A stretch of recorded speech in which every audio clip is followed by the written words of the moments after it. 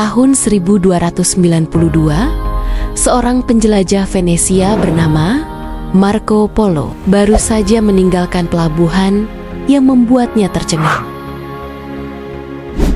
Dalam catatannya, ia menulis kerajaan Perla. Penduduknya telah memeluk agama Muhammad dan memiliki raja sendiri. Inilah kisah bagaimana seorang pedagang Gujarat membangun kerajaan yang menguasai 80% perdagangan lada dunia, dan mengapa UNESCO menyebutnya Venetia of Southeast Asia. Untuk memahami kehebatan Pasai, kita harus melihat peta dunia abad ke-13. Bayangkan Anda seorang pedagang dari Gujarat yang ingin mencapai Tiongkok. Rute darat terlalu berbahaya. Rute laut, Anda harus melewati Selat Malaka. Dan disitulah jenius Malik Al-Saleh. Tahun 1267, dia tidak memilih sembarang tempat. Dia memilih muara Sungai Pasangan, tepat di jalur wajib yang dilalui setiap pedagang dunia. Hasilnya dalam 20 tahun, Pasai berubah dari kampung nelayan menjadi kota dengan 60.000 penduduk. Lebih besar dari London pada masa itu. Setiap hari, 50-100 kapal bersandar di pelabuhannya. Tapi Malik Al-Saleh tidak hanya membangun pelabuhan. Dia sedang memulai revolusi spiritual terbesar dalam sejarah Indonesia. Untuk pertama kalinya, sebuah kerajaan di Nusantara secara resmi mendeklarasikan Islam sebagai agama negara. Bayangkan dampak psikologisnya. Pedagang Muslim dari Kairo, Delhi, atau Isfahan yang biasanya merasa asing di ujung dunia, tiba-tiba menemukan rumah. Mereka mendengar azan, melihat masjid, bertemu sesama Muslim. Hasilnya, ulama-ulama top dunia Islam berdatangan. Syekh Abdullah Al-Yamani dari Yaman, Maulana Malik Ibrahim dari Gujarat, bahkan Ibnu Battuta, penjelajah Muslim terbesar, menyebut Pasai sebagai Medina of the East. Tapi inovasi terbesar Pasai bukanlah dalam perdagangan atau politik, melainkan dalam pendidikan. Mereka menciptakan sistem yang tidak pernah ada di Nusantara, yaitu madrasah. Model pendidikan ini kemudian menyebar ke seluruh Nusantara, dari Demak, Banten, Goa, hingga Ternate. Setiap pesantren di Indonesia hari ini dapat melacak akarnya kembali ke madrasah pertama di Samudra Pasai.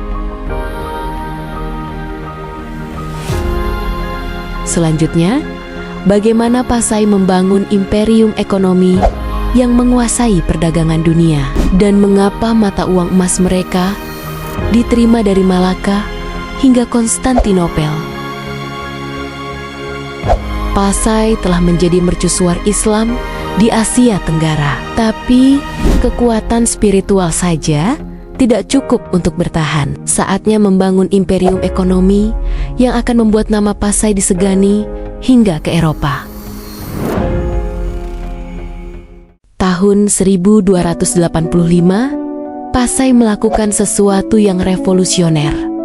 Mereka mencetak mata uang emas sendiri. Bukan hanya koin biasa, tapi dirham dengan kaligrafi Arab yang indah. Ini adalah soft power pada level tertinggi. Hasilnya, dalam 30 tahun, dirham Pasai menjadi mata uang internasional. Diterima di pasar Delhi, Kairo, bahkan Konstantinopel. Bayangkan, mata uang dari ujung Asia Tenggara diakui hingga ke Eropa. Kunci sukses mereka adalah sistem banking yang canggih.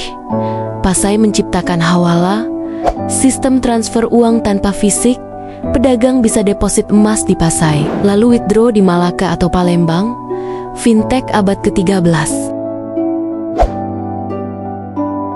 Tapi senjata ekonomi utama Pasai bukanlah emas atau sutra, melainkan sesuatu yang hari ini kita anggap sepele, lada hitam. Di abad ke-13, lada adalah black gold.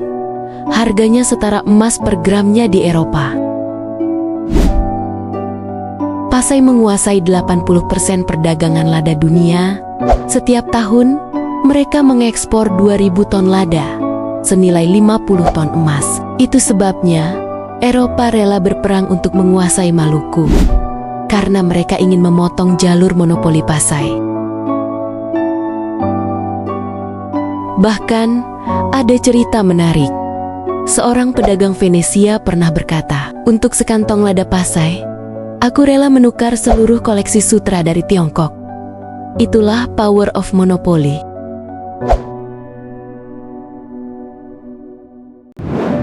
Kekayaan menciptakan kekuatan, dan Pasai menggunakan kekuatan itu untuk diplomasi tingkat tinggi. Mereka tidak perlu berperang untuk memperluas pengaruh. Mereka menggunakan ekonomi sebagai senjata. Tahun 1350, Kesultanan Delhi mengirim duta besar khusus ke Pasai. Dinasti Yuan memberikan pengakuan resmi. Bahkan Kesultanan Mamluk di Mesir yang sedang perang salib menjalin hubungan dagang. Pada puncak kejayaannya, Pasai memiliki konsulat di 15 negara, dari Kairo hingga Beijing, sebuah soft power yang tidak pernah dicapai kerajaan Nusantara lainnya. Tapi imperium terbesar pun tidak kebal dari kehancuran. Selanjutnya, konflik internal yang merobek Pasai dari dalam, dan bagaimana warisan mereka tetap hidup hingga hari ini.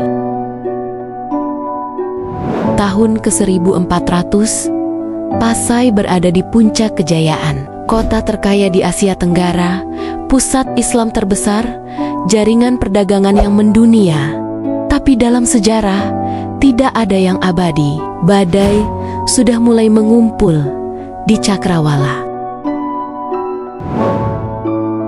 Masalah pertama datang dari dalam. Setelah Malik Al-Saleh wafat, terjadi perebutan kekuasaan yang brutal. Keluarga kerajaan terpecah menjadi 3 faksi, masing-masing didukung oleh pedagang dari negara berbeda.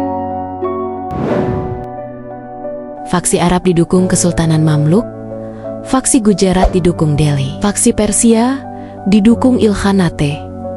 Pasai tidak lagi menjadi kerajaan independen, tapi arena proxy war antara kekuatan besar dunia Islam. Yang lebih tragis, mereka berperang menggunakan kekayaan yang harusnya membuat mereka bersatu. Emas untuk menyewa tentara, lada untuk membeli senjata, dirham untuk membayar mata-mata. Kekuatan menjadi kelemahan. Saat Pasai lemah karena konflik internal, musuh-musuh lama melihat peluang. Majapahit di bawah Gajah Mada tidak akan membiarkan pesaing maritim mereka bangkit kembali. Tahun 1377, terjadi pertempuran Pasai, salah satu pertempuran laut terbesar di Asia Tenggara. 200 kapal Majapahit versus 150 kapal Pasai. Laut berubah merah karena darah. Tapi pukulan terakhir justru datang dari anak kandung sendiri. Kesultanan Aceh yang dulunya vasal Pasai memutuskan untuk merdeka. Tahun 1524, Sultan Ali Mughayat Shah secara resmi mengakhiri kedaulatan Pasai. Tapi apakah Pasai benar-benar mati? Mari kita lihat Indonesia hari ini. Bahasa Melayu yang mereka jadikan lingua franca menjadi cikal bakal bahasa Indonesia. Sistem madrasah mereka menjadi tulang punggung pendidikan Islam di seluruh Nusantara. Toleransi beragama yang mereka praktikkan menjadi DNA bangsa Indonesia. Semangat maritim mereka hidup dalam jiwa pelaut-pelaut Nusantara. Tradisi intelektual Islam yang mereka bangun melahirkan ulama-ulama besar seperti Hamka, Buya Natsir, dan Kiai Haji Agus Salim.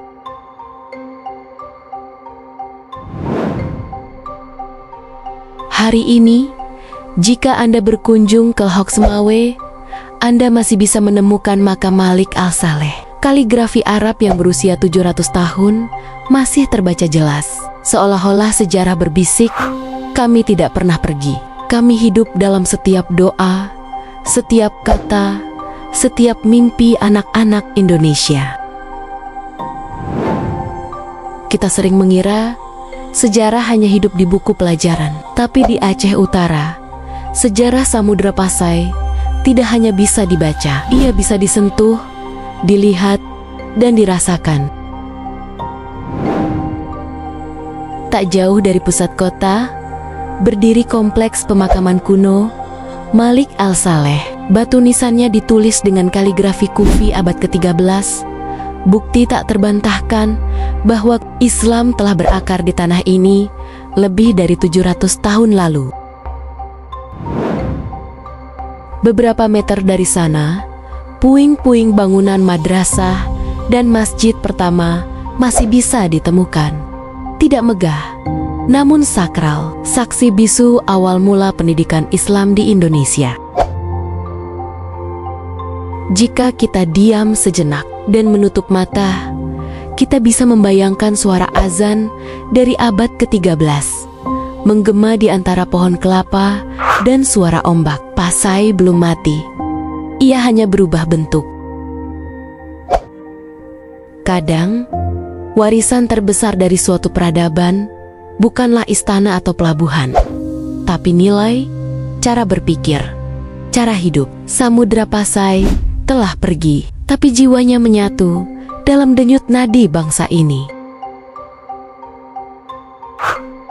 Bahasa Melayu yang digunakan di Istana Pasai kini menjadi bahasa resmi 270 juta orang Indonesia. Gaya diplomasi mereka yang lembut menjadi karakter politik Indonesia di dunia internasional. Bahkan semangat berdagang mereka masih hidup, dari pelabuhan Tanjung Priok hingga pasar-pasar kecil di pelosok Aceh. Jiwa Pasai belum padam, ia hidup dalam kita semua. Mungkin suatu hari anak-anak kita akan bertanya, siapa itu Malik Al-Saleh? Apa itu Samudra Pasai? Dan saat itu, kita akan menjawab, mereka adalah awal dari kita, akar dari pohon besar bernama Indonesia.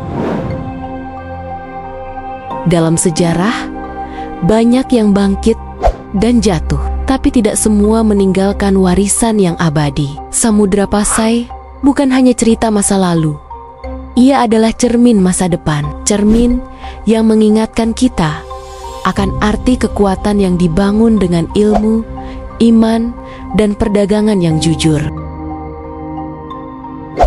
Di zaman ini, saat dunia kembali mencari jati diri, Samudra Pasai mengajarkan bahwa sebuah bangsa bisa besar tanpa menjajah, bisa kaya tanpa menindas, bisa berkuasa tanpa kehilangan arah. Hari ini, tugas kita adalah bukan hanya mengagumi, tapi melanjutkan semangat berdagang tanpa riba, mewarisi semangat belajar tanpa batas, dan yang paling penting, menjaga toleransi seperti yang pernah Pasai tunjukkan pada dunia.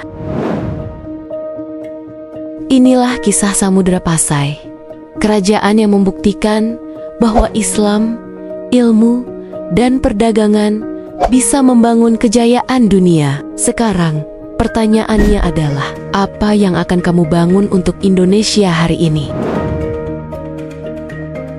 Jika kalian menyukai kisah-kisah tentang sejarah seperti ini, jangan lupa untuk tekan tombol like, subscribe, dan nyalakan lonceng notifikasinya. Karena sejarah bukan hanya untuk diingat, ia untuk dihidupkan kembali.